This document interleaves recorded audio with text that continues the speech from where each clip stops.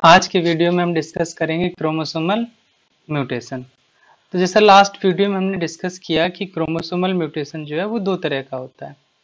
पहली कंडीशन है कि स्ट्रक्चरल म्यूटेशन और दूसरा होता है न्यूमेरिकल म्यूटेशन। स्ट्रक्चरल म्यूटेशन में क्या होगा कि क्रोमोसोम का जो स्ट्रक्चर है उसमें चेंज होगा, और दूसरा जो है न्यूमेरिकल म्यूटेशन, उसमें क्रोमोसोम के नंबर में चेंजेस होते हैं। तो आज का जो हमारा पूरा फोकस है वो हमारा रहेगा स्ट्रक्चरल म्यूटेशन पर। तो स्ट्रक्चरल म्यूटेशन को समझने से पहले हमें क्रोमोसोम के स्ट्रक्चर के बारे में जानना पड़ेगा कि कितने तरह के हो सकते हैं। तो on the basis of morphology chromosome को है वो चार ग्रुप में क्लासिफाई किया गया है। तो जो चार ग्रुप हैं वो कुछ इस तरह हैं। पहला मेटासेंट्रिक क्रोमोसोम, सब मेटासेंट्रिक क्रोमोसोम, एक्रोसेंट्रिक क्रोमोसोम और टेलोसेंट्रिक क्रोमोसोम। मेटासेंट्रिक क्रोमोसोम में क्या होता है कि जो हमारा सेंट्रोमियर रीजन होता है वो जस्ट मिडिल में प्रेजेंट होता है और दोनों आर्म जो है वो इक्वल होती हैं। इन आर्म को हम पी और क्यू आर्म से रिप्रेजेंट करते हैं। दोनों पी और क्यू जो है वो स्मॉल में लिखे जाते हैं। तो मेटासेंट्रिक में क्या हमने समझा कि सेंट्रोमियर जो है वो जस्ट मिडिल में प्रेजेंट है और दोनों आर्म जो है वो इक्वल है। दूसरा है हमारा सब मेटासेंट्रिक क्रोमोसोम। इसमें क्या होगा, जो हमारा सेंट्रोमियर है वो वन साइड की तरफ क्या हो जाएगा, एक तरफ शिफ्ट हो जाता है, जिसकी वजह से क्या होगा कि एक आर्म जो है वो शॉर्ट हो जाती है और एक आर्म जो है वो लॉन्ग रहती है। जो शॉर्ट आर्म होती है उसे हम लोग पी और जो लॉन्ग रहती है उसे हम लोग क्यू से रिप्रेजेंट करते हैं। तीसरी कंडीशन है एक्रोसेंट्रिक क्रोमोसोम। एक्रोसेंट्रिक क्रोमोसोम में क्या होता है कि सेंट्रोमियर जो है वो एकदम लास्ट कॉर्नर की तरफ शिफ्ट हो जा रहा है, जिसकी वजह से जो शॉर्ट आर्म है वो जस्ट एक नॉब के रूप में निकली हुई है, जैसे ये नॉब निकला हुआ है, ठीक है, और एक लॉन्ग आर्म होती है। तो इस तरह के क्रोमोसोम को हम लोग नाम बोल रहे हैं क्या, एक्रोसेंट्रिक क्रोमोसोम। चौथी कंडीशन जो है उसे हम लोग टीलोसेंट्रिक क्रोमोसोम बोलते हैं।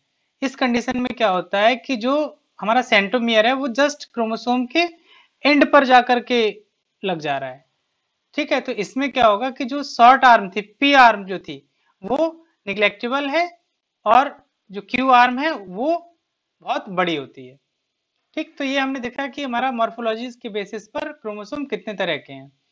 अब हम बात करेंगे क्रोमोसोमल म्यूटेशन की। तो आज का जो पूरा फोकस है वो हमारा स्ट्रक्चरल म्यूटेशन पर है। तो जो स्ट्रक्चरल म्यूटेशन है उससे हम लोग क्रोमोसोमल रीअरेंजमेंट भी बोलते हैं। तो chromosomal rearrangement alter the structure और क्रोमोसोम। जो क्रोमोसोमल रीअरेंजमेंट है इसमें क्या होता है कि जो क्रोमोसोम का जो स्ट्रक्चर है वो बदल जाता है। उसके कई तरीके हो सकते हैं, ठीक है। वो मेनली चार तरह से है। पहली कंडीशन है कि डिलीशन हो, मान लो कि कोई रीजन है क्रोमोसोम का वो डिलीट हो जाए। दूसरा क्या है कि डुप्लीकेशन हो, मतलब कोई रीजन जो है क्रोमोसोम का वो कॉपी करके डबल हो जाए। तीसरा है इन्वर्जन। इन्वर्जन में क्या होगा कि वो जो रीजन था, जैसे मान लो ए है और बी है, तो ये 180 डिग्री क्या हो जाए, रोटेट हो जाए, तो अब जो सीक्वेंस बनेगा वो बी हो गया और ये ए हो गया। तो ये इन्वर्जन हो गया। और चौथी कंडीशन हमारा ट्रांसलोकेशन। इसमें क्या होगा कि एक क्रोमोसोम से कुछ पार्ट निकल करके दूसरे क्रोमोसोम में क्या हो जाए, इंसर्ट हो जाए। तो जो स्ट्रक्चरल म्यूटेशन है उसको हम मेनली चार पार्ट में डिवाइड किए, डिलीशन, डुप्लीकेशन, इन्वर्जन और ट्रांसलोकेशन। अब हम बात करेंगे डिलीशन की। तो डिलीशन मतलब कोई चीज डिलीट होना। तो जैसे मान लो ये हमारा क्रोमोसोम है, यहाँ पर हमारे जो जीन है वो A B C D E F G से रिप्रेजेंट किए गए हैं। इसमें क्या हुआ कि जो हमारा ई और एफ जीन था, ये जीन क्या हो गए, डिलीट हो गए। तो जो हमारा जो क्रोमोसोम का जो स्ट्रक्चर है वो ए बी सी और डी तक तो ठीक है। अब हमारा डिलीट कौन सा हुआ, ई और एफ डिलीट हुआ, और उसके बाद में कौन है, जी। तो ई और एफ डिलीट होगा और जी आकर के यहाँ पर क्या होगा, जुड़ जाएगा, ठीक। तो इसे हमने नाम दिया क्या, deletion mutation. Effect of deletion mutation. Deletion mutation का इफेक्ट क्या है, तो many deletion are lethal in homozygous condition because all copy of essential gene is located in the deleted region of chromosome। अब देखो क्या है कि बहुत सारे डिलीशन जो है वो सेल के लिए लीथल होते हैं, मतलब उस कंडीशन में सेल की डेथ भी हो सकती है।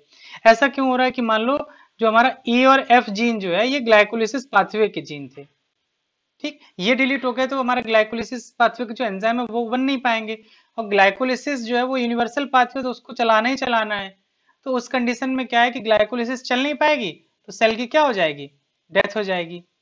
ठीक है, ये एग्जाम्पल की तरह हमने लिया। मतलब वो जीन जो हमारे जिंदा रहने के लिए बहुत जरूरी हैं, अगर उनका डिलीशन हो रहा है तो सेल की डेथ होना निश्चित है। इसीलिए बोला गया कि many deletion are lethal in homozygous condition. मतलब होमोजाइगस कंडीशन मतलब एक जीन की दो कॉपी है, एक क्रोमोसोम ये है और दूसरा ये, दो कॉपी फॉर्म में प्रेजेंट है, तो दोनों में डिलीट हो रहा है, इसमें भी रीजन डिलीट हो गया और इसमें भी रीजन डिलीट हो गया, तो ये जीन तो अब बचा ही नहीं ना। तो इस कंडीशन में क्या होगा कि सेल की डेथ होना निश्चित है। अब हम नोट में देखेंगे, if deletion is present at the centromere, तो सेंट्रोमियर जैसे हम लास्ट पीछे देख कर आए हैं कि ये हमारा क्रोमोसोम है, ठीक, और ये हमारा क्या है, सेंट्रोमियर। अब इसमें कहा गया कि सेंट्रोमियर में क्या हो जाए, डिलीशन हो जाए, तो ये एक आर्म हो गई और ये दूसरी आर्म हो गई। The chromosome will not segregate in the meiosis. अब मियोसिस में हमें पता है कि क्रोमोसोम का सेग्रीगेशन होता है, सेंट्रोमियर होता है, यहाँ पे माइक्रोट्यूब्यूल आकर के बाइंड करते हैं और जो सिस्टर क्रोमेटिड है उसको खींचा जाएगा, तो एक क्रोमोसोम एक सेल में और दूसरा क्रोमोसोम दूसरी सेल में चला जाता है। अब जब यहाँ पे सेंट्रोमियर रीजन ही डिलीट हो गया है तो सिस्टर क्रोमेटिड तो बन चुके हैं, ठीक है, लेकिन क्या है कि जहां पे बाइंड होकर के खींचना था वो पोर्शन ही नहीं है, तो इस तरह से क्या होगा कि सेल में एक सेल में क्रोमोसोम जाएंगे एक में नहीं जाएंगे, तो वो सेग्रीगेशन नहीं हो पाएगा। दूसरा पॉइंट हमारा, if deletion is present at the centromere that lead to form of an aneuploid condition. अगर सेंट्रोमियर रीजन में डिलीशन हो रहा है तो एन्यूप्लाइड कंडीशन आएगी, मतलब क्रोमोसोम का नंबर जो है वो बढ़ जाएगा, ठीक। हेट्रोजाइगस कंडीशन में produce an imbalance in the amount of gene product. Heterozygous condition में क्या है कि अगर डिलीशन हो रहा है तो जीन प्रोडक्ट जो है वो उसमें इम्बैलेंस कॉज होगा, मतलब उतना जितना बनना चाहिए उतना नहीं बनेगा। अगला पॉइंट हमारा, in heterozygous condition deletion of wild type allele recessive allele expression in this condition known as pseudodominance. इसको ऐसे समझो कि जैसे ये हमारा एक क्रोमोसोम है, होमोलोगस मतलब दो पेयर है, तो यहाँ पर एक जीन है ये डोमिनेंट है और दूसरा जो है वो रिसेसिव है। हमने क्या किया कि इस रीजन को हमने डिलीट करके यहाँ से हटा दिया, ठीक। तो जब तक ये था तब तक इसका एक्सप्रेशन नहीं हो रहा था ना, जब तक कैपिटल ए था तो स्मॉल ए का एक्सप्रेशन नहीं हो रहा था। जब हमने कैपिटल ए को डिलीट करके हटा दिया तो स्मॉल ए का क्या हुआ, एक्सप्रेशन होने लगा। लेकिन ये रियल में डोमिनेंट नहीं था, डोमिनेंट कौन था, कैपिटल ए, लेकिन कैपिटल ए के डिलीट होने पर स्मॉल ए का एक्सप्रेशन होने लगा। तो इस तरह की कंडीशन को हम लोग नाम दे देते हैं क्या, स्यूडो डोमिनेंस। अगला पॉइंट जो है वो हमारा, some gene must be present in two copies for normal function. कुछ जीन जो होते हैं उनमें दोनों कॉपी का होना बहुत जरूरी है, अगर दोनों में से एक भी मिसिंग है तो वो सेल सर्वाइव नहीं कर पाएगी, ठीक। अगला पॉइंट है, when a copy of gene is deleted then then does not have a normal phenotype, this phenomenon is known as haploinsufficient। अब देखो जैसे क्या है कि दो कॉपी हैं, दोनों का रहना बहुत जरूरी है, ये भी चाहिए नॉर्मल कंडीशन के लिए और ये भी चाहिए, इन दोनों में से अगर एक भी मिसिंग है तो वो नॉर्मल फंक्शन नहीं करेगी। तो क्या हुआ कि जब एक भी कोई मिसिंग है तो उसमें वो नॉर्मल फंक्शन नहीं कर पा रही, मान लो यहाँ पर स्मॉल ए को अपने डिलीट हो गया तो अब नॉर्मल फंक्शन वो नहीं कर पाएगी, तो इस कंडीशन को हम लोग नाम देंगे क्या, हैप्लो इनसफिशियंट। अगला पॉइंट है जो हमारा, heterozygous for deletion for the normal chromosome form loop during prophase first of meiosis. अब प्रोफेज फर्स्ट में क्या होता है, क्रोमोसोम जो है वो आपस में आएंगे और लूप वो मतलब अलाइन होते हैं।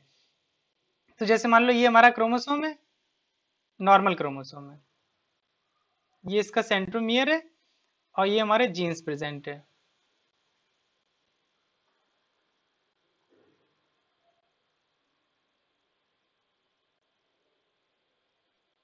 ठीक।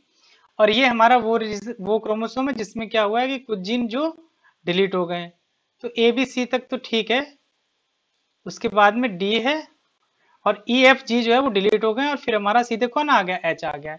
तो ऐसी कंडीशन में क्या होता है कि जो हमारा ये वाला रीजन है, जो मतलब जो नॉर्मल कंडीशन में है, उसमें क्या होता है, ये लूप कर जाता है, ठीक। और यहाँ पर एच होगा, इसको हम दोबारा बना लेते हैं, तो ये हमारा सेंट्रोमियर हो गया, ABC जीन है, और फिर D है, उसके बाद में जो FEFG जो जीन थे ये हमारे क्या कर गए, लूप कर गए, फिर हमारा आ गया कौन, H। तो ये E हो गया, ये F हो गया और ये G हो गया, और ये हमारा वो जीन है जिसमें क्या हुआ है, डिलीशन हुआ है। ठीक, तो वही बात यहाँ पर पॉइंट में बोली गई है कि हेट्रोजाइगस फॉर डिलीशन, हेट्रोजाइगस मतलब एक दो कॉपी होती है, तो एक कॉपी में डिलीशन हुआ है। For the normal chromosome form loop during prophase first of meiosis में क्या होगा, प्रोफेज फर्स्ट में लूप बन जाएगा नॉर्मल क्रोमोसोम में। For example short arm of fifth chromosome is deleted leading to formation of cri du chat syndrome. अब देखो क्या होता है कि जो क्रोमोसोम नंबर 5 है उसमें क्या होता है, एक आर्म शॉर्ट है और एक आर्म जो है वो लॉन्ग है। तो बताओ ये किस तरह की कंडीशन है, तो इस कंडीशन को हम लोग नाम देते हैं क्या, एक्रोसेंट्रिक क्रोमोसोम। इसमें अब कह रहे हैं कि जो शॉर्ट आर्म होती है फिफ्थ क्रोमोसोम की, ये क्या हो जाती है, डिलीट हो जाती है।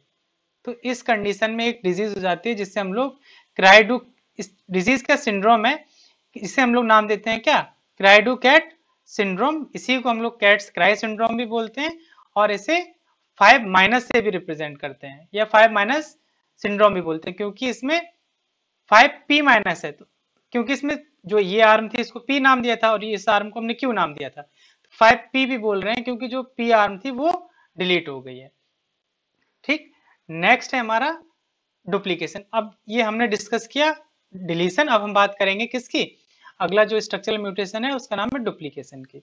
तो chromosomal duplication in which a part of chromosome has been double. Duplication में क्या होता है कि क्रोमोसोम का जो कुछ जीन्स होते हैं वो डुप्लीकेट हो जाते हैं, मतलब जैसे एक पेपर से फोटोकॉपी करा के दो कर लिया ना, उसी तरह से। जैसे हमारा ये क्रोमोसोम था ABCDEFG, इसमें इतने सारे जीन थे। अब इसमें क्या हुआ कि जो हमारा E और F जीन था इसका डुप्लीकेशन हुआ। ठीक, तो ये यहाँ पर E और F एक है और एक EF और आ गया, तो इस कंडीशन को हम लोग नाम दे रहे हैं क्या, डुप्लीकेशन। तो डुप्लीकेशन जो है वो तीन तरह से हो सकता है। पहली कंडीशन है टेंडम डुप्लीकेशन, दूसरी है डिस्प्लेस डुप्लीकेशन और तीसरी है इन्वर्टेड डुप्लीकेशन। ठीक है, तो जो टेंडम डुप्लीकेशन है इसमें क्या होता है कि जैसे मान लो ये हमारा क्रोमोसोम है, ये सेंट्रोमियर है और ये हमारा जीन है।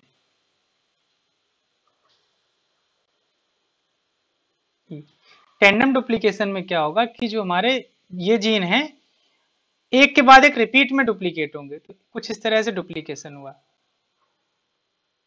CDE फिर डुप्लीकेट हुआ है ना, तो D और E डुप्लीकेट हुआ, तो ये कंडीशन आ गई। ठीक है, तो इस तरह के डुप्लीकेशन को हम लोग नाम दे रहे हैं क्या, टेंडम डुप्लीकेशन। डिस्प्लेस डुप्लीकेशन में होता है कि जैसे यही कंडीशन हम मान लें तो ABC यहाँ पे सेंट्रोमियर है, DE और F।